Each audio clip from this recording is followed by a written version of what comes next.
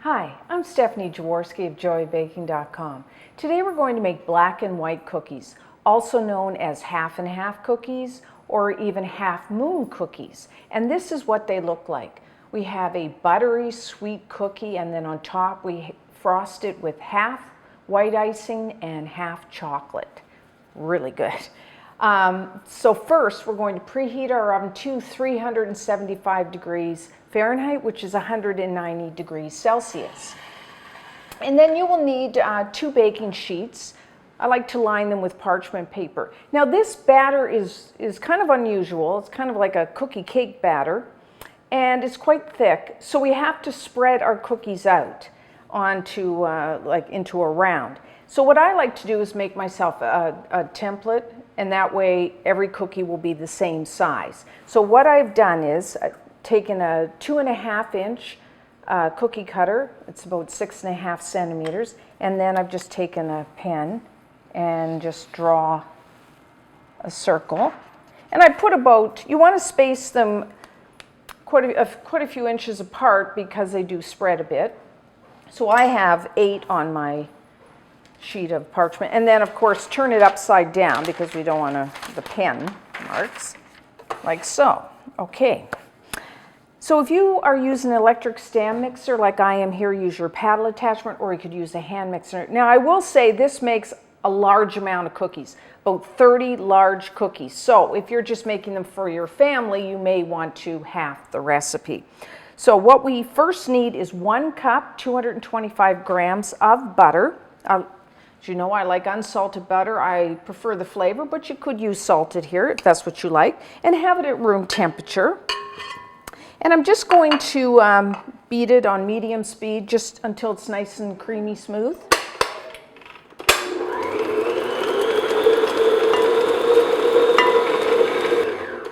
Okay. And now I'm going to add 1 3/4 cups, which is 350 grams of granulated white sugar. And I'm just going to beat this on medium-high speed until it's nice and light and fluffy and got a little air into our mixture.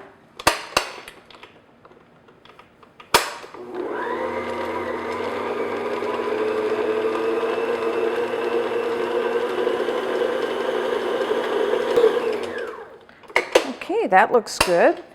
As you can see here, it's kind of lightened in color.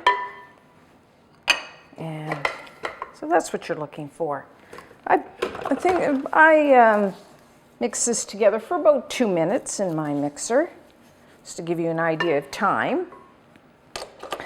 So now what we're going to do is add 4 large eggs, and have your eggs at room temperature. And I'm going to beat them in one at a time. And along with that, we need some flavoring. So I'm going to add 1 teaspoon of pure vanilla extract, and then black and whites just have just a hint of lemon. So I'm adding 1/4 teaspoon of pure lemon extract. So I'll just add 1 egg. Oh.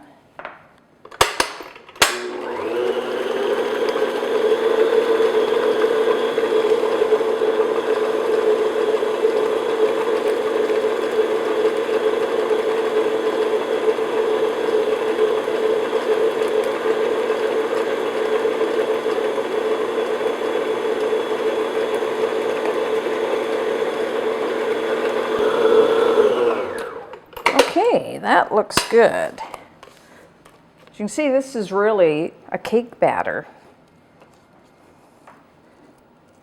So now for our dry ingredients, in a separate bowl, I have 2.5 cups, which is 325 grams of all-purpose flour, or you may know that as plain flour. And I'm also going to mix in 2.5 cups, that's 290 grams of cake flour.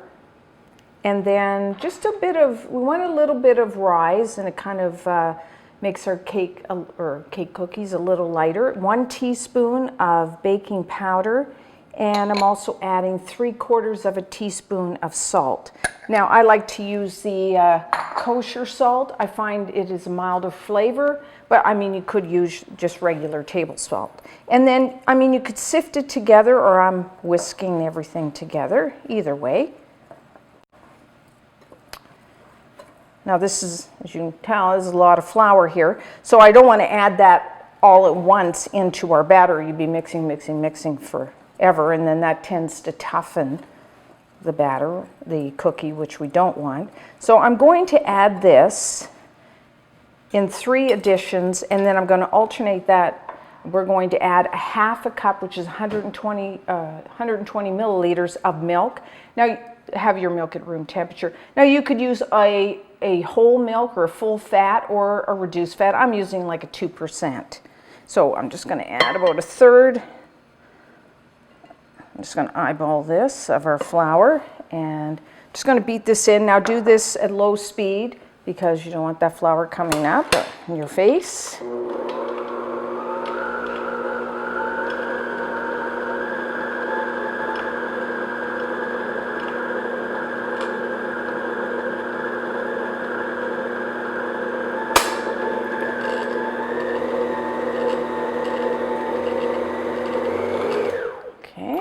Now I'll add about 1/2 of our milk. A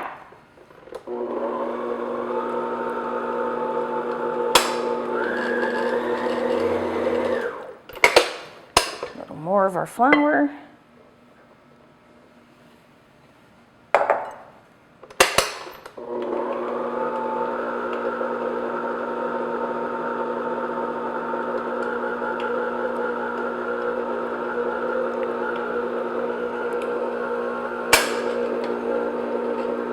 The rest of our milk.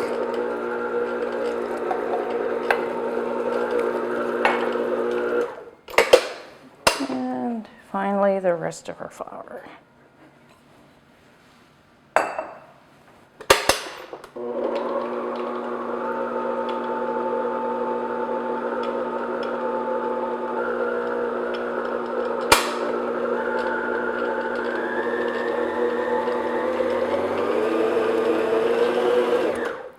Okay, that looks pretty good. As you can see, a large amount of batter and a large amount of cookies here. So if you're having a party or for a bake sale, this is perfect amount. Okay, so I got a little flour there, so I'm just going to give that a quick stir in.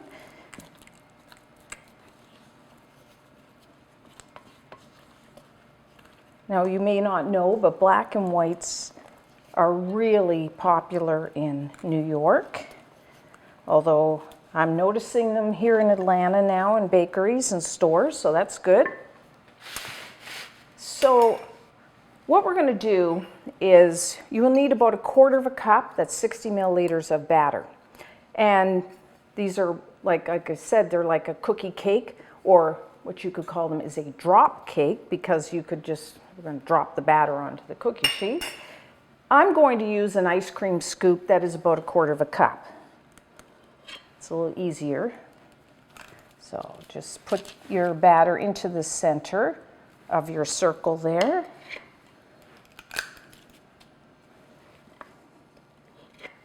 I like ice cream scoops because they're so, make it quick and easy, and everyone's the same size.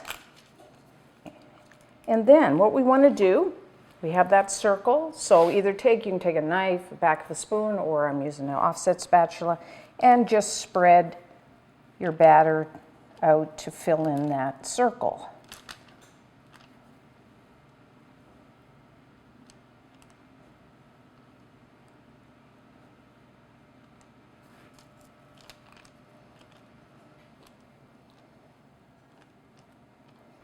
Okay, that looks good. Sticky dough or batter.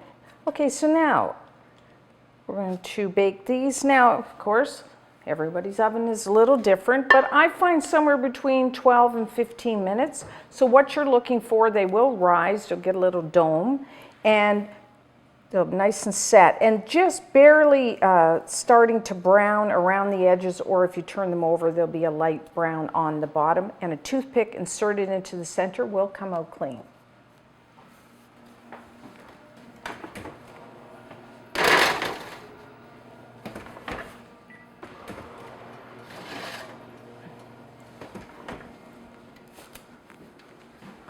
Okay, our cookies are done. As you can see, they're starting to brown around the edges, and underneath they're just a light brown. So now what I want to do is let these cool completely. I'm going to bake off another pan, and then when we come back, we will start our frosting. So now for our frosting. In a large bowl, you will need 4 cups, which is 1 pound or 450 grams of confectioner sugar. You may know that as powdered or icing. And I like to sift my powdered sugar because it tends to have lumps. And you can actually use a sifter. I'm just using a strainer here. And then we need a little flavoring, so I am going to add 1/2 teaspoon of pure vanilla extract. And then this glaze, it's shiny, and what gives it that nice shine is light corn syrup, or you could use a golden syrup. And so you will need for this amount of powdered sugar about 2 tablespoons.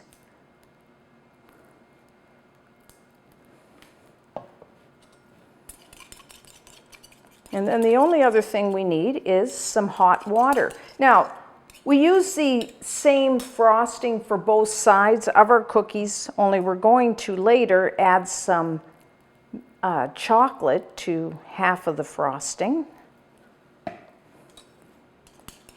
That's how you get the black and the white. Okay, and then we will need somewhere, maybe up to 1/2 cup, 120 milliliters of hot water. I like to start with a little less because you never know how much. You want a nice spreading consistency to your frosting. You don't want it too thick or it kind of doesn't have that nice smooth finish. You don't want it too thin or it kind of goes over the sides, which we don't want. So I'm going to just start with maybe 1/4 cup, 60 milliliters, and then we can adjust. So I'm just whisking it in. It's better to start with not enough than too much, because then you have to add more sugar, which is okay too. Sometimes that happens.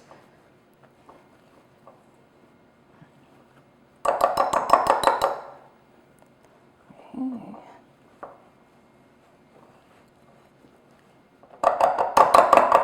Whoop.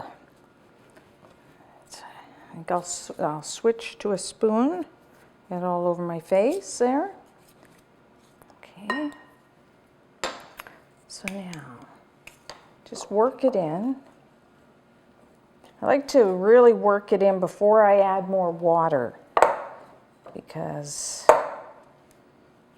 okay, so I am going to add just like a teaspoon at a time, just to see, gauge how much we need here.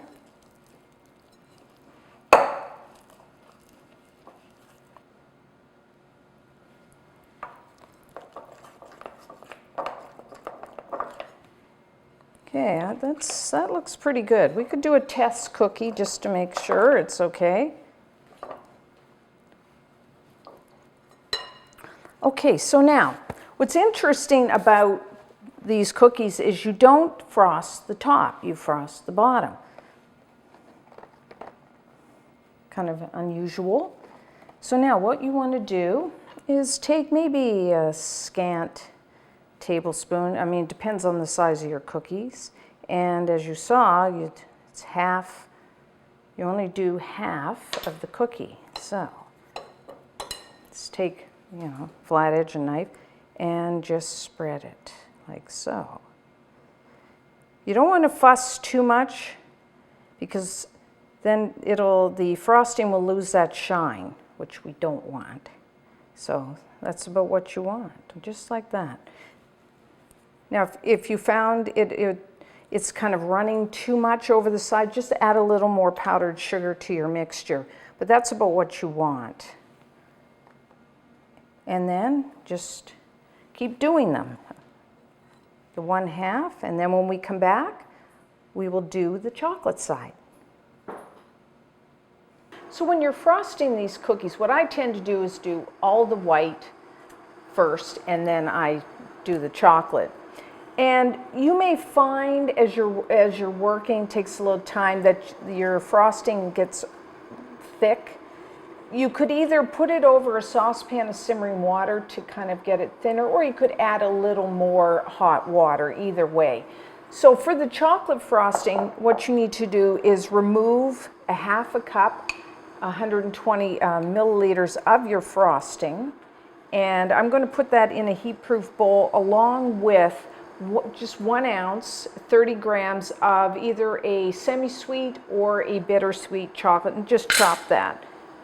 Try to use a good quality chocolate because, you know, if it's the better the chocolate, the better the frosting is going to taste. So there we go. And then I'm just going to put this over a saucepan of simmering water until the chocolate has melted. Okay, that looks good. It's thinned out nicely, so just take it off the heat. And then, if you found it got really too thin, you could just let it sit for a few minutes, and once that cools down, you will find that it starts to get thick.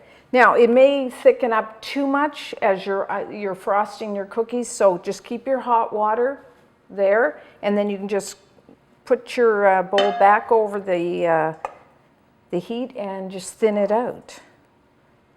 So just put your chocolate on the other side.